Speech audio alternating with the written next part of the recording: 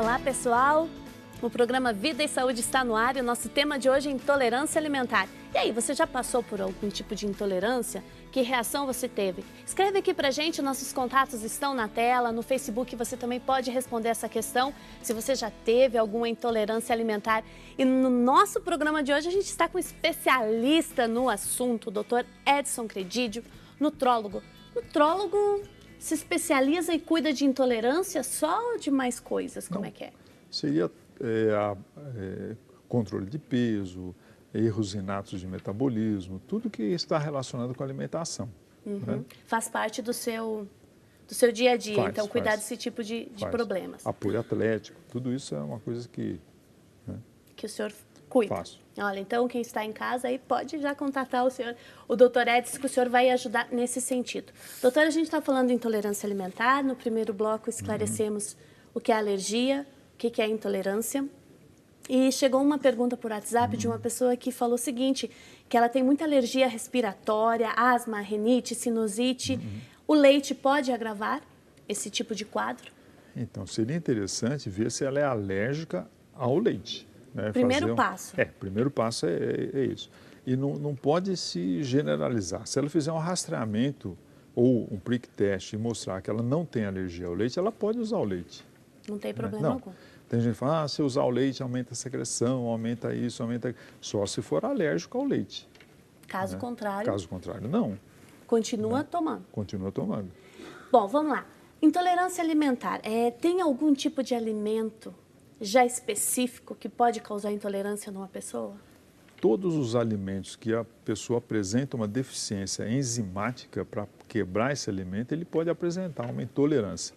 Em relação à alergia, é tudo que ele tem, o que o corpo vê como um agressor.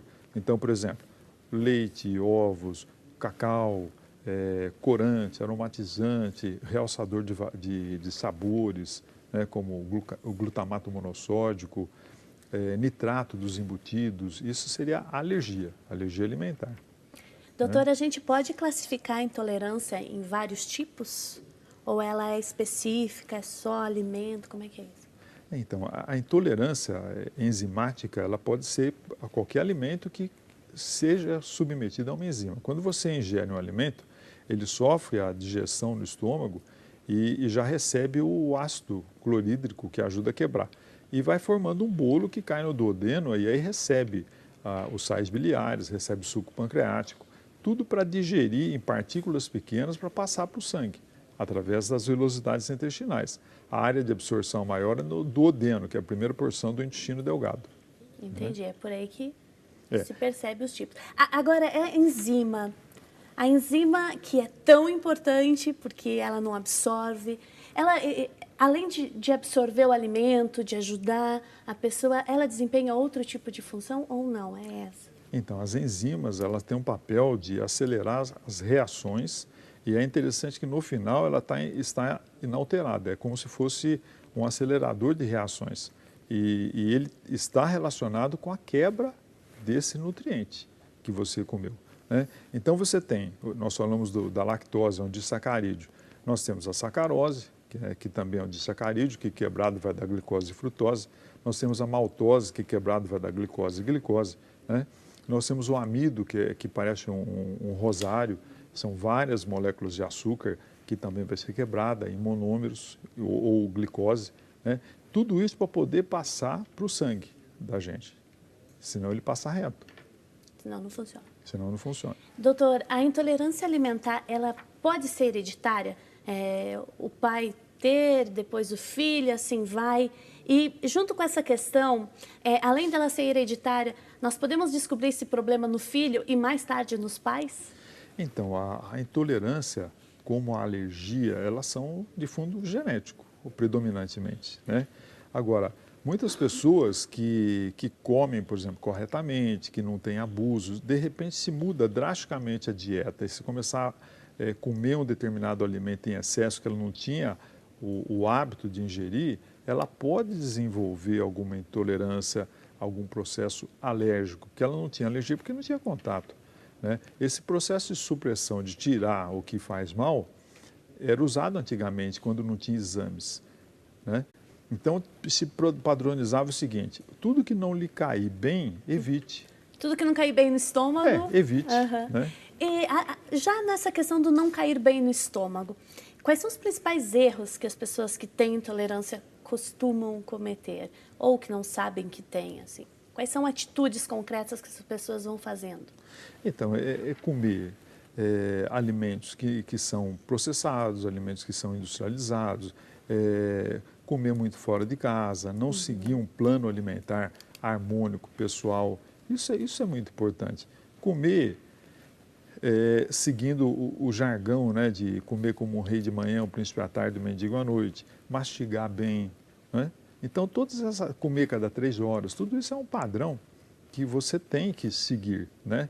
Existem as leis da alimentação, que seria qualidade, quantidade, harmonia, adequação. Então, como é? Qualidade? Qualidade, quantidade, harmonia, adequação. Então, todos nós temos que seguir essas leis. Se você começa a comer de forma incorreta, você vai ficar doente, né? E parece que não, mas a alimentação ideal é aquela que nós tínhamos na infância, arroz, feijão, verdura, legumes, fruta de sobremesa, né? Antigamente era muito difícil um sanduíche à noite, era difícil. Né? Então, era mais complicado até o acesso a esse tipo de comida. dúvida, Hoje em dia né? você liga, em 5, 10, 15 minutos está na sua casa. Então, aí não é saudável. Então, doutor, hoje em dia essa questão do alimento natural, o alimento orgânico, o alimento integral, ele não faz parte do nosso cotidiano, até porque é uma alimentação mais cara financeiramente e poucas pessoas aderem a esse tipo de alimento, mas até pouco tempo era isso que todos nós consumíamos, porque era o normal, era o saudável. Por que houve essa mudança de padrão no comportamento nosso? É a era da industrialização, são muitos mercados, muito consumo. A que se deve essa mudança? Então, olha, a indústria alimentícia, ela prepara o alimento porque as pessoas alegam que não tem tempo. Só que fica uma coisa assim, quando você come um alimento industrializado, você não está escolhendo o que quer comer, eles estão te impondo o que você quer comer. Então você não pode controlar a quantidade de sal, a quantidade de gordura, a quantidade do tempero que você gosta ou não. Então o ideal seria tentar gradativamente voltar a comer em casa, né? Fazer o seu arroz, fazer verdura, fazer o feijão, fazer, né? Comer sobremesa, fruta. Então mastigar. A mastigação é extremamente importante. Se você não mastiga, o estômago tem que trabalhar mais. Muitas vezes você tem alguns distúrbios gastrointestinais por erro alimentar, por engolir o alimento. Né? Se come muito rapidamente, muito compulsivamente, você engole ar também. Então é chamado aerofagia, né? Dá gases. Você, às vezes, em pronto-socorro, você atende alguém que está com sintoma de angina, na verdade são gases empurrando o diafragma, que encosta no coração. E você dá um medicamento para gás, ele melhora. Quer dizer, tudo isso está relacionado ao nosso jeito de levar a vida, não é? Com certeza. A qualidade com que cada um de nós vive e cuida de si e da sua família. Muitas questões relacionadas ao leite. Chegando aqui nos nossos contatos. Muito obrigada, pessoal, vocês que estão enviando. Valeu pela participação. O leite parece um vilão ou, se não é, provoca reações adversas nas pessoas. Eu te pergunto, doenças relacionadas ao leite, que outras doenças podem surgir? É só intolerância? Então, nós falamos da intolerância, quando tem a falta de lactase, e nós temos a alergia ao leite de vaca, né? Que é um processo imunológico, é um processo de autoimune, o corpo ataca aquela substância. Agora, nós temos também doença transmitida por alimentos. Se é um leite que foi, por exemplo, retirado de uma vaca doente, você pode adquirir essa doença.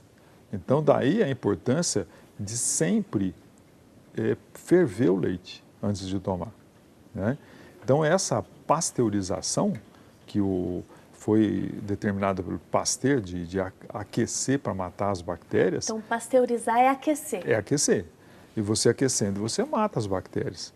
Eu não tenho coragem de tomar o leite in natura retirado da vaca na hora. Pois mas doutor, e aquele leite que chega na caixinha, no saquinho, fervo tudo sempre? Não, esse já sofreu um processo de hiperaquecimento e resfriamento abrupto. Então, mata todo tipo de bactéria. O ideal seria você comprar marcas que você conhece, né? Marcas que você respeita, que já tem há muito tempo, sem fraude, sem escândalo, sem nada. E nós temos várias marcas boas, né? boas, sem dúvida.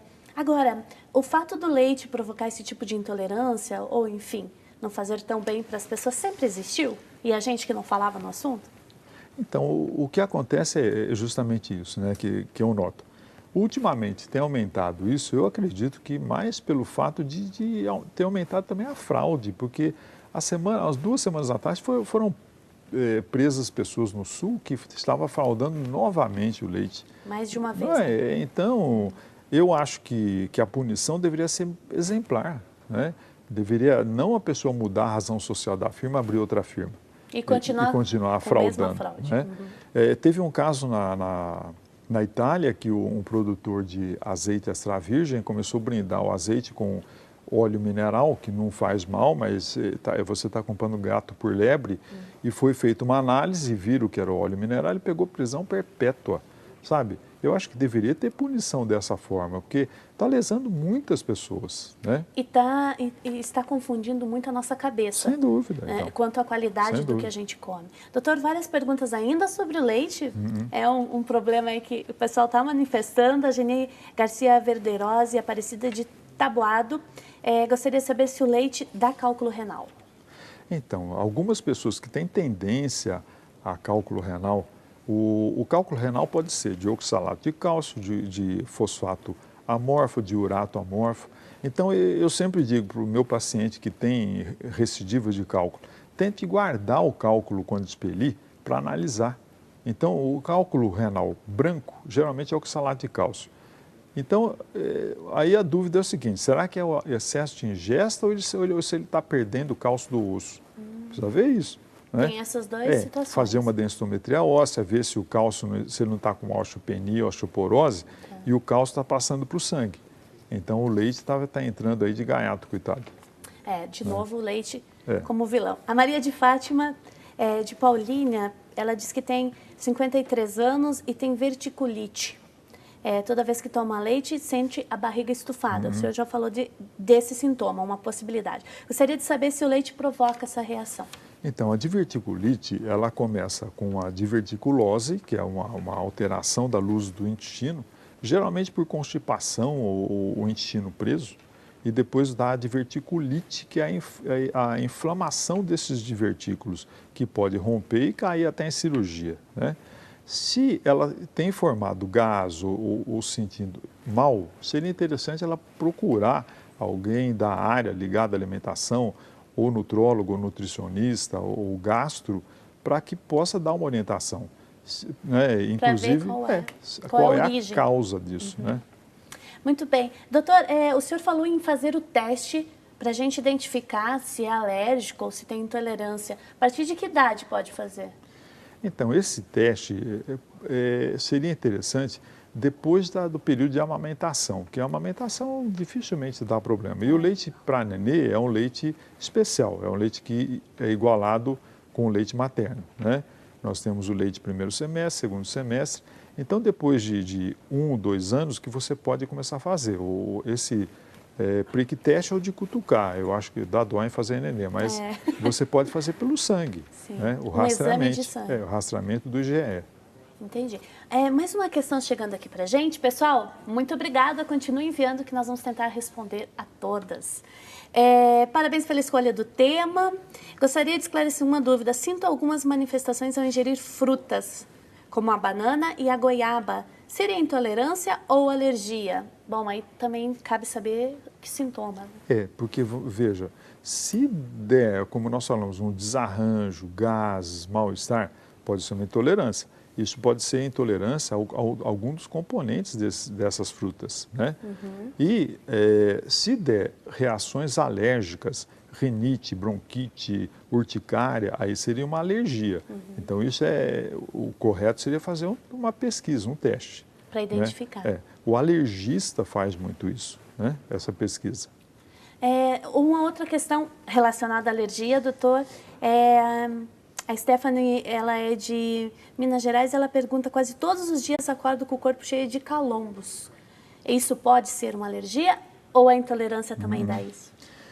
A alergia dá isso, a intolerância dá isso. Agora, muitas vezes pode ter relação até com ácaros da cama, ou o tipo de cobertor que ela está usando, se é um cobertor que tem alguma coisa orgânica. Eu já tive paciente que tinha urticária no rosto e era o travesseiro de pena de ganso. Caramba! Entendeu? Então, precisa pesquisar tudo isso, né? O senhor fala a todo instante a importância da observação, né? Sem dúvida. Né?